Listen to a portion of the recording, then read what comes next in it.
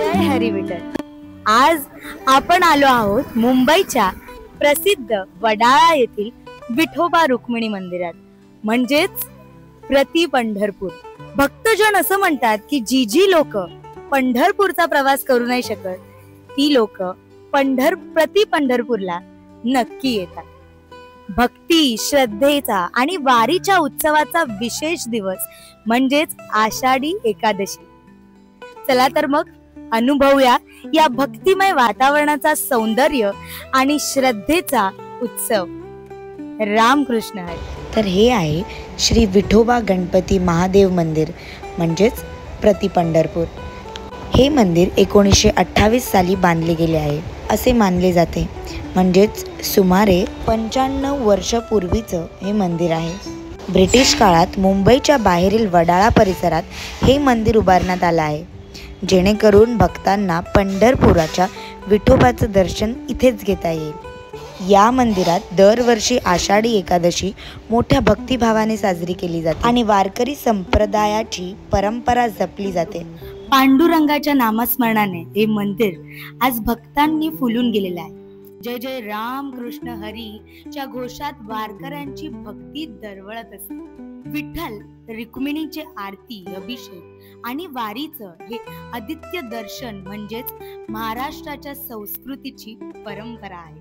पावसाच्या पहिल्या थेंबापासून अवघ्या महाराष्ट्राला जर कुणाचं वेध लागत असेल तर ते म्हणजे पंढरपूरच्या वारीचं. ज्या गावात एसटी नाही, साधारण नीट रस्तेही नाही, त्या गावातला किमान एक माणूस तरी वारीला जातो. आणि हा वारकरी आपल्या विठुरायाच्या इतका प्रेमात असतो की त्याला विठुराया शिवाय अजून काहीच दिसत नाही. ज्याच्या ओठी फक्त विठू माऊलीचा गजर कायम चालत असतो. ही विठू माऊली त्याच्यासाठी नेहमी धावून जाते. वारकरी विठुरायाला सांगतो, विठ्ठला, तुझं प्रेम इतकं शुद्ध आहे की त्यात वारीचं सगळं दुःख सरतं. आणि तू आमच्यासाठी फक्त भगवानच नाही तर आमच्यासाठी आमचा जीव आहेस. विठ्ठला, युगे 28 उभा आहेस, पण आमच्यासाठी तू प्रत्येक हृदयात उभा आहेस. तू फक्त दर्शन देत नाहीस तर तू आम्हा सगळ्यांना प्रेम देतोस. तुझ्या नावात इतकी ताकद आहे की आमची वारी कधी संपते ती आम्हाला कळतच नाही.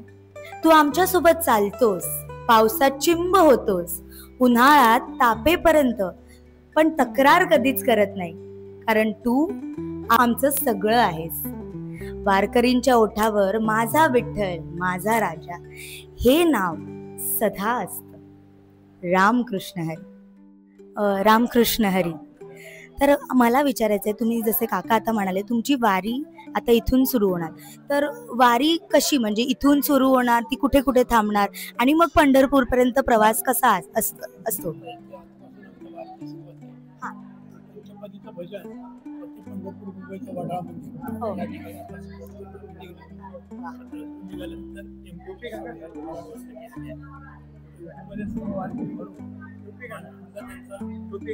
एक मिनिट. व्यवस्था केलेली आहे. ते जेवण झाल्यानंतर परत तिथून ते डायरेक्ट आळंदीला वरणार उद्या माऊलींचा असलेला प्रस्थान आहे. मंदिरामध्ये उद्या पालखी निघणार आणि ती आजोळ घर आहे आळंदीमध्ये माऊलींचं, थांबणार एक रात्र थांबल्यानंतर परवाच्या सकाळी आळंदीपासून चालायला वारीची सुरुवात होते. मग संध्याकाळपर्यंत पुण्यामध्ये पंढरपूर पर्यंत 20 दिवस सगळे वारकरी त्या वारीच्या असलेल्या संपूर्ण पालखी घेऊन चालत आपली वारीच्या त्या ठिकाणी दरवर्षी परंपरा पूर्ण करतात. वा. आणि अजून एक प्रश्न हा असा की वारी करताना कसं वातावरण असतं, म्हणजे तुमच्या सगळ्यात किती वर्ष तुम्ही करताय ही वारी? ही काय मंडळी जवळजवळ राहण्याला लागलं की तिथून जी सुरुवात करतात. काही मंडळी बालपणी सुद्धा आपल्या आई वडिलांना करण्यात. अच्छा. वा. संस्कार आहेत परंपरेचे वारकऱ्यांच्या. त्या संस्काराच्या अनुसार प्रत्येक जो ह्या असणाऱ्या वारकऱ्यांच्या संप्रदायामध्ये जो आलेला माणूस आहे, मला वारकऱ्यांच्या बद्दल, भगवान विठ्ठलाबद्दल आणि असणारं संपूर्ण जीव जगताबद्दल एवढं आपुलकी असतं, एवढं प्रेम असतं, आपल्यापासून कुणालाही त्रास होऊ नये. म्हणजे तुम्ही आता बिझनेसमॅन जे करता, मोठे बिझनेसमॅन, ते इव्हेंट स्वरूपामध्ये हे असं करायचं, ते असं करायचं नियम घालून तुम्ही करता. पण आमच्या वारकऱ्याला पूर्व परंपरेने आमच्या माऊलींनी, तुकाराम महाराजांनी, सगळ्या संतांनी ऑटोमॅटिक असे नियम घालून दिलेले आहेत की ते नियम त्यांच्याकडून कधी मोडू शकत नाही. त्यांच्यावरती आपोआप नैसर्गिक मर्यादा आलेली आहे. त्या वारकऱ्यांचा असणारा आचार, विचार, उपचार, काही नाही, त्यांचं राहणं, वागणं, चालणं, बोलणं, त्या सगळ्यावरती अनेक लोकांचा लक्ष असतं. कारण का एखाद्या वारकऱ्यांच्याकडनं कुठली एखादी घटना घडली, सर्वसामान्य व्यक्ती त्यांच्याकडे असं बघतो, वारकरी असं असं वागतात. त्याच्यामध्येच असणारा त्याचा जो काही फार मोठा अनादर जो आहे, वारकरी म्हटल्यानंतर तिथं असं वारकरी असून तुम्ही असं करता, त्याच्यामध्येच त्याचा अनादर होऊन जातो. आणि असणाऱ्या अनेक काही वाईट घटना त्याच्यापासून आमचे वारकरी कटाक्षाने लांब राहतात. हे महाराष्ट्र भूषण हरिभाऊ रिंगे यांचे चिरंजीव मारुतीबुवा रिंगे. अच्छा, हरिभाऊ रिंगे कीर्तनकार. हो हो हो हो. त्यांचे सुपुत्र महाराष्ट्रभूषण गायक म्हणून ओळखले जाते ते हरिभाऊ रिंगे, त्यांचे चिरंजीव यांच्याशी ओळख. वारीला मी जेव्हा 9-10 वर्षाचा होतो, तिथपासून मला हा छंद लागला होता भजनाचा. क्या बात आहे. सुरुवातीला मी आई वडिलांना पंढरपूरला घेऊन गेलो, तिथपासून सर्व माणसाला सगळं सोडून गेलं. तिथपासून या संतांच्या सहवासात राहून जवळजवळ 25 ते 30 वर्षांनी मी माल घेऊन आता तिथपासून आम्ही सतत वारी ही पंढरपूरची चालूच आहे. महिन्यातला एक वेळ कसा तरी देवाला भेटून येतो, महिन्यातून एकदा. वा, क्या बात आहे. आणि हे नेहमीच्या ठरले, माझी वारी व्हायची नियमाची आहे. आषाढी ही आनंदाची आहे, कार्तिक पण आनंदाची आहे, आणि चैत्री पण आनंद आहे. पण कुठल्याही वारीला सोडून जात नाही. वारी करायची म्हणजे करायची. वारीला एकादशीला नाही जाता आलं, दुसऱ्या दिवशी 2 दिवसांनी जायचं, पण वारी ही करायची. आमचे एक सिद्ध म्हणजे वारकऱ्यांचा नियम आहे. वारकऱ्यांनी सगळ्यांचा नाही, ज्याच्या मनाचा नियम आहे, काही लोकांचा आहे. आणि आषाढी एकादशीला जेव्हा तुम्ही पोहोचला तेव्हा आषाढी एकादशीला तुमचं दर्शन, विठू माऊलीचं दर्शन होतं की दिवस लागतात? एकादशीला सगळ्यांचं वारकऱ्यांचं दर्शन होऊ शकत नाही. जे पायी जातात ते जर काय अगोदर गेले पुढे तर त्यात दर्शन होऊ शकतात. जर बरोबर गेल्यानंतर दर्शन होऊ शकत नाही. 2-2, 3-3 दिवस दर्शनाला लाईन लावावं लागते. 25-25 तास, 30-30 तास, 40-40 तास लाईनीमध्ये उभं राहावं लागतं. काय हे वारकरी म्हणजे काय काय आठवडे घेतात, दर्शन घेतात, पण जाणारे जे असतात ते त्याच्या अगोदर पण घेतात, नाही नंतर पण घेतात. वारीला तसं आम्ही दर्शन घेईन असं म्हणून अभिमानात कोण जाऊ शकत नाही, दर्शन होऊ शकत कालावधीमध्ये दर्शन एकदम अशक्य असतं. गर्दी असते ना, भयंकर गर्दी असते. दर्शन हे फक्त कसलं कळसाचं दर्शन घेतो वारकरी आणि समाधान मानून घरी परत असतो. हीच त्याची भेट असते पांढरच्या पांडुरंगाची. आणि जायचं असेल तर महिनाभर जाऊन दर्शन घ्यावे लागेल, कारण हे वारीचं असं 15 दिवस 8 दिवस नुसत्या लाईनीमध्येच, लाईनी 12, 24 तास, 30 तास, 52 तास, 72 तास असे पण लागू शकतात. आणि वारी जे करतात ते दर्शनासाठी नाही, कळसाचं दर्शन घेतलं की त्यांना विठोबा भेटतो, असं ही मनातली दृढ भावना आहे. घेतात की परत आपला देवाला परत भेटू आला, तुला आम्ही येतो भेटायला असं म्हणून माघारी फिरतात. बस आता परत त्यांच्याकडे 60-65 वर्षाच्या वयामध्ये माझ्या आईला आणि बहिणीला दोघींना घेऊन गेलो. माझ्या आईला प्रत्यक्ष खांद्यावर घेऊन पांडुरंगाची आम्हाला सगळ्या रस्त्यात मोकळा दिला. म्हटलं तुम्ही जा, पहिलं दर्शन घ्या. हो, एक वेळ मी गेलो होतो आमच्या बहिणीला आणि आईला घेऊन, खांद्यावर घेऊन करायला तिला चालता येत नव्हतं. तर अशा प्रकारे आम्ही सगळ्यांच्या संघटनेमध्ये असतो आणि वारी करतो. काय आनंद मिळतो, भरपूर आनंद आम्ही लुटतो, दुसऱ्याला पण आनंद घ्यायला लुटायला देतो.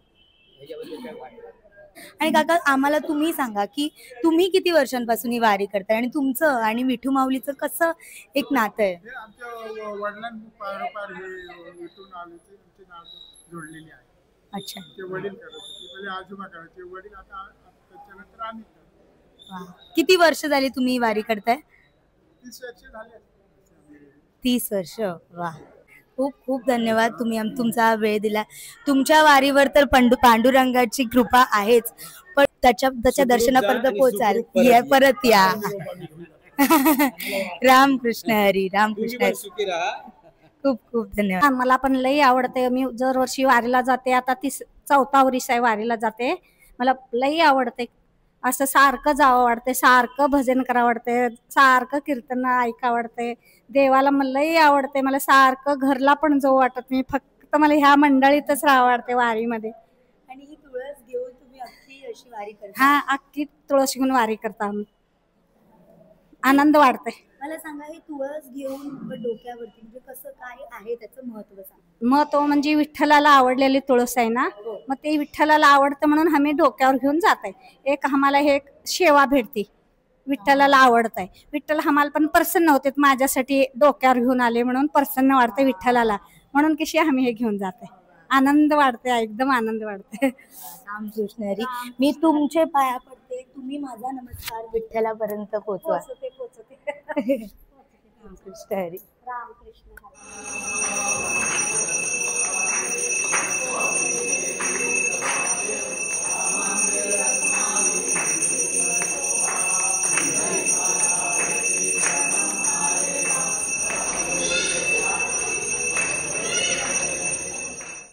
काका, तुम्ही म्हणालात तुम्ही पण वारी करता.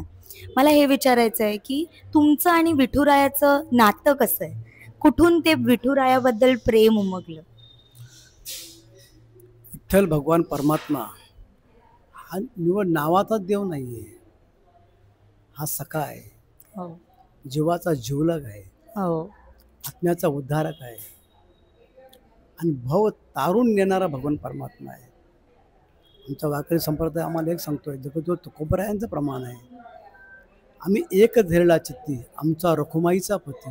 विठ्ठल नाही म्हटले, रखुमाईचा पती ह्या नावाने आमची ओळख करून दिली. ती आमची ओळख आहे. वा वा. एका नावामध्ये विठ्ठल आणि रुक्मिणी. विठ्ठल नाही म्हटले, रखुमाईचा पती, वा, अशी ओळख खऱ्या अर्थाने वारकरी संप्रदायातूनच मिळते. हो. आणि अख्ख्या जवळचा देव असेल, जवळचे संत असतील, जवळचा देव म्हणजे विठ्ठल आणि जवळचे संत म्हणजे ज्ञानोबा आणि तुकाराम. क्या बात आहे. अनेकाने प्रश्न विचारलेत आम्हाला, तुमचा देवावरती विश्वास काय? तर तुमचा प्रश्न होता, हो बरोबर आहे की नाही? जर आमच्या संतांना देव भेटला, आमच्या संतांना देव भेटला तर आमचा संतांवरती विश्वास आहे. हो. संताची पायी हा माझा विश्वास, सर्व भावे दास झालो त्यांचा. संतांचा दास झालं की देव भेटणार, आणि देव भेटला की भक्ती सफल आहे. हो. देव प्राप्त करण्याकरता संतांचा आशीर्वाद पाहिजे, हो. संतांची कृपा पाहिजे. संताविना प्राप्ती नाही, ऐशी वेद देते ग्वाही. वेदांनी सांगितलंय का देव प्राप्ती करता फक्त संतांचा विश्वास ठेवा, संत सांगतील त्याप्रमाणे चालत राहा. संतांवरती विश्वास इतका पाहिजे हो की आपला काया वाचा मने भाव ठेवून हा संतांच्या चरणावरती विश्वास ठेवला की भगवंत आपोआप भेटल्याशिवाय राहणार नाही. लोखंड आणि परीस यांचा संबंध जवळीक आला तो लोखंडाचं सुवर्ण होतं. तसं संत आम्हाला मिळाले का आमच्या जीवनाचं सोनं म्हणजे विठ्ठल रूप करून टाकतं. त्याही ठिकाणी एका ठिकाणी जगद्गुरू तुकाराम महाराजांनी आम्हाला गोड उदाहरण दिलेले. तुका म्हणे आम्ही झालो अग्निरूप, लागो निधी पाप पुण्य अंगा. आम्हाला पापही स्पर्श करत नाही, आम्हाला पुण्यही स्पर्श करत नाही, की एवढं आम्ही भक्ती मार्गाच्या अग्नीसारखं तपून जातो. आणि त्या तपामध्ये आम्ही कुठे बसलोय, काय करतोय, कुठे चाललोय हेही कळत नाही. जाऊ देवाची या गावात, देव देहील विसावा. फक्त हाच संतांचा उपदेश घेऊन हा वारीचा खऱ्या अर्थाने हा. वा, हो, खरंच खूप खूप बरं वाटलं काका. रामकृष्ण हरी. रामकृष्ण हरी. कृष्ण.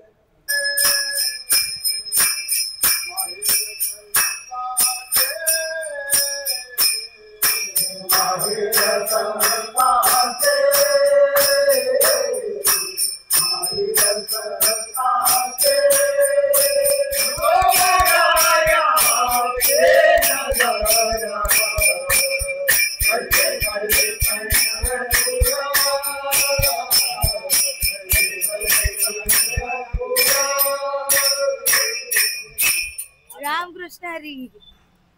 हो हो हो हो रामकृष्ण हरी, रामकृष्ण हरी.